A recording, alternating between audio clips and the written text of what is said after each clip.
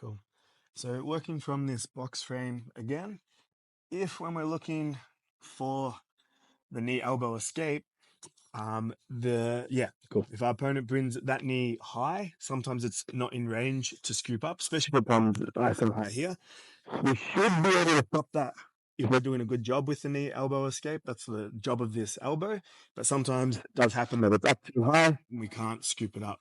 Or the other reaction that we'll look for this technique is if they're just really heavy on this leg. So maybe I've got it low enough, but they're really heavy and I'm trying to scoop it exactly and I can't pick up the foot.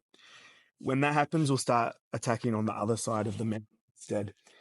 If they're just heavy on this leg and we can get away with it, we might be able to just do a hip escape and bring our bottom knee inside their mount. So what that would look like, and this will obviously only work if they're heavy on this leg, we do a big hip escape back, bring that knee in, and we can start framing off into an ashi. That's nice and simple. If it works, that's great.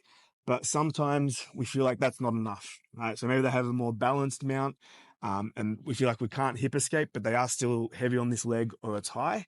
In that case, we're going to do an inside elbow escape. So we'll keep these frames where they are, ideally with this elbow on the inside if we can. And we're going to hit a bridge. So both feet on the mat. We're going to drive up. But if I just drive straight back, it's not going to be very effective here. I need to get onto my bottom shoulder. So I'm going to do a big bridge, drive onto my left shoulder.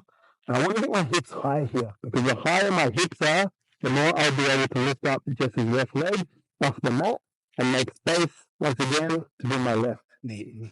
So what that's going to look like is we hit our bridge, we keep our weight on our shoulder, our hips are high, I want my tiptoes here, my hips are facing down into the mat, working back until we get enough space, we don't need much, just enough space. So once again, bring that shin inside.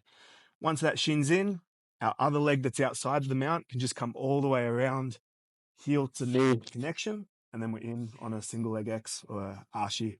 Obviously, you can look for mob attacks here, you can scoop the leg, whatever your preference is.